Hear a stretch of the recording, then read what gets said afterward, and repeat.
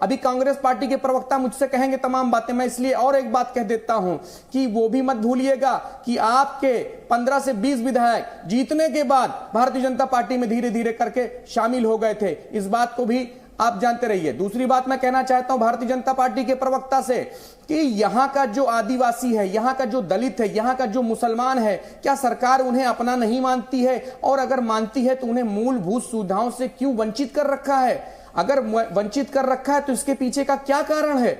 आप अगर दलित, आदिवासी और माइनॉरिटी से अपने आप को दूरी बना रखा है। चलिए सुनिए ध्यान से, आपने कहा कांग्रेस जानबूझकर दूरी बना रही गुजरात से। मैं आपसे ये सवाल पूछूंगी जब लौटूंगी, तो आप 14 सीट पर प्रत्याशी उतारे, एक जगह प्रत्याशी ने विड्रॉ कर लिया, 13 सीटों पर अब आपके प्रत्याशी हैं, तो 13 सीटों पर चुनाव लड़के आप बीजेपी को हराएंगे 182 सीटों पर।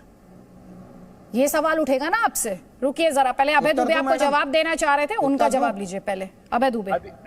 अदिति जी, विडंबना देखिए आपने इन प्रवक्ता महोदय को सुना? 10% इन्होंने भारतीय जनता पार्टी के संदर्भ में बात की और 90% कांग्रेस को टारगेट किया। ऐसा क्यों है? ये स्ट्रेटेजिक प्लान है भारतीय जनता पार्टी का।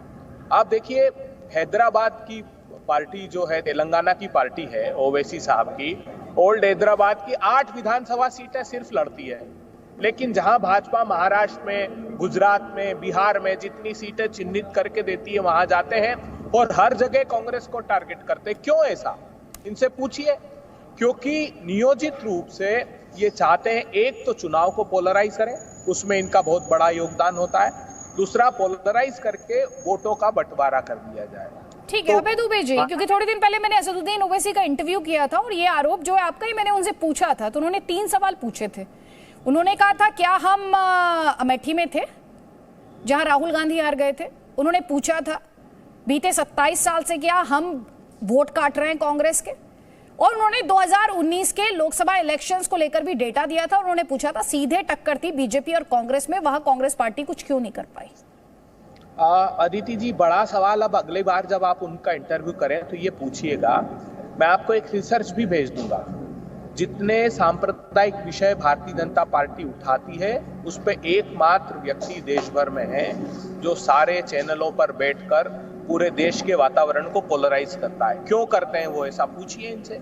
हमने तो मुखरता से 10 दिन तक आवाज नहीं उठाई। हम जानते थे हम देश के इस सामाजिक सद्भाव को बरकरार रखना चाहते हैं, इसलिए हमने गुजरात में जो पीड़िता थी बिल्किस बानो, कांग्रेस पार्टी लगातार 10 दिन तक उस विषय को उठाती रही। हम अगर चाहते तो उस पर बात नहीं करते। उसके बाद फेस सेविंग एक्सरसाइज में ओवैसी साहब की पार्टी आई। अब इसको छोड़ दीजिए।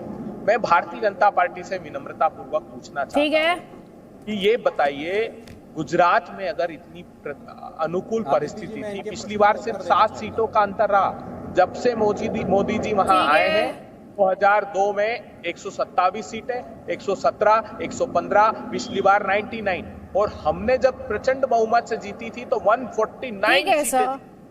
ठीक है, लेकिन वो कब हुआ था? 27 साल से क्यों सत्ता से आउट नहीं कर पाए बीजेपी को? सवाल उठेगा। और अभय दुबे जी, असदुद्दीन ओवैसी से मैं जब भी बात करती हूँ तो जितने भी पोलराइज करने वाले मुद्दे हैं उन सब पर सवाल उठाती हूँ।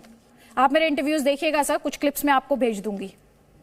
हमारे साथ बीजेपी के महासचिव कैलाश विजयवर्गीय जी हैं। कैलाश विजयवर्गीय जी, यहाँ पर आप सुन रहे हैं कांग्रेस पार्टी तमाम मुद्दे उठा रही है। अभी आपने अभय दुबे जी को सुना, वो कह रहे हैं जब बीजेपी डर जाती है तो धर्म की पिच पर आ जाती है।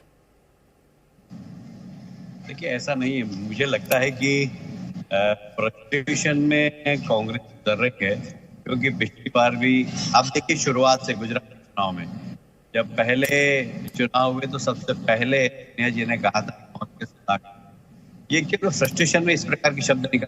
रात जब की सभा होती है तो हजारों की संख्या में लोग आते हैं, कांग्रेस की सभा होती है तो पैसे देने के बाद भी लोग इकट्ठे रहते हैं। ये फ्रस्ट्रेशन है। जब भी चुनाव आते हैं तो कभी प्रधानमंत्री को नीच कहना, कभी प्रधानमंत्री को मवाली कहना, इस प्रकार के शब्द का उपयोग कांग्रेस का फ्रस्ट्रेशन के कारण होता है। और मैं समझता हूं कि कांग्रेस को धैर्य रखना चाहिए। इतने साल की पार्टी है और कभी इस प्रकार की शब्दों की दरिद्रता नहीं। और दुर्भाग्य है कांग्रेस के बड़े नेता आज इस प्रकार से कांग्रेस के अध्यक्ष ने प्रधानमंत्री के लिए कहा है, वो तो बहुत ही शर्मनाक है और इसकी जितनी निंदा की जाए कम है। कैलाश विजयवर्गीय जी, आपसे 50 किलोमीटर दूर होंगे राहुल गांधी, उज्जैन में हैं, महाकाल के उन्होंने दर्शन किए हैं और आपकी पार्टी उन्हें चुनावी हिंदू बता रही। नहीं, देखिए ऐसा है कि जो भी व्यक्ति करे वो ओरिजिनल करे तो ज्यादा अच्छा रहता है। फिर उसको क्या है कि जनों डाल के बताना पड़ता है कि असली। अब आप जा रहे हैं, टीका लगा हुआ है, दूसरी जगह जाना है, आपको तो खुद से टीका मिटा दिया और वहां जा रहे थे, ऐसे नाटक करने की जरूरत नहीं है। हम ऐसा कहते हैं कि सबकी अपनी एक आस्था है, उस आस्था के अनुरूप काम करें और नोटंकी करने की जरूरत नहीं। राजनीति में क्या वोट बैंक है तो इसके साथ इसके जैसे हो जाए। आपका जो धर्म है, आप जिसको मानते हैं वहीं सीमित रहें, कोई जरूरत नहीं कि वोट बैंक के लिए हम गोल टोपी लगाएं। तो राहुल जी का जो अलग अलग वेस्ट में हम देखते हैं, अलग अलग तरीके से, तो इसलिए इस प्रकार की टिप्पणी होती है। मोदी जी भारत को इस प्रकार की टिप्पणी नहीं करता, वो तो देश के प्रधानमंत्री होते हुए बिल्कुल गंगा जी में जाते हैं, जल लेते हैं और सीधे जाके बाबा विश्वनाथ को चढ़ाते हैं। वो तो कभी दोहरा चरित्र करते नहीं है। यदि आप कंपेयर करेंगे मोदी जी से किसी भी नेता का, तो आपको समझ में आ जाएगा कि जो अंदर से वही बाहर है। बाहर कुछ और दिखाए, अंदर कुछ और हो। दुर्भाग्य से राहुल जी पदयात्रा कर रहे हैं, मेरी सहानुभूति उनके साथ, और वो महाकाल के दर्शन करने भी गए और बड़ी अच्छे तरीके से। आज मेरे साथी ने कहा कि देखिए बिल्कुल मोदी जी की नकल कर रहे हैं। अच्छा है, अच्छे काम की नकल भी करना चाहिए, मैं तो ये कहता हूँ, पर दोहरा चरित्र नहीं हो। दुर्भाग्य से राहुल जी का अभी तक दोहरा चरित्र। अभय दुबे जी हमारे साथ, मैं चाहूंगी कैलाश विजयवर्गीय जी, जो अभी आपने बातें कही हैं, दोहरा चरित्र, अभय दुबे जी आपने सुना, नौटंकी, नाटक, आपका जवाब?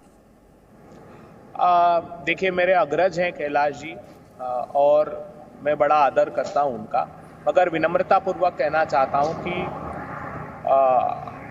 राहुल गांधी जी एक सत्यनिष्ठ भक्त भगवान शंकर के हैं। मेरा कई बार इन संदर्भों में संवाद उनसे हुआ है और विश्वास मानिए वो हर व्यक्ति से सीखना चाहते हैं और धर्म के प्रति उनकी जो आस्था है वो राजनीति से प्रेरित बिल्कुल भी नहीं है।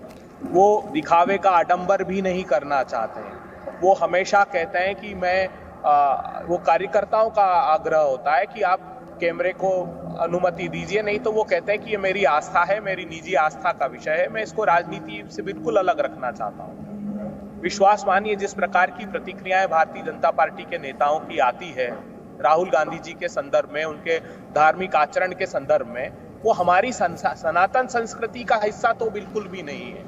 और धार्यति इति धर्म, जो धारण किया जाए, जो सत्य निष्ठा से धारण किया जाए, वो धर्म है। और राहुल गांधी जी ने सनातन धर्म को आत्मसात किया और प्रतिदिन सीखते हैं वो, और उससे शिक्षा लेकर उनके जो सामाजिक जीवन है उसमें उसको आत्मसात करते हैं। मुझे नहीं लगता कि भारतीय जनता पार्टी को उससे तकलीफ होनी चाहिए।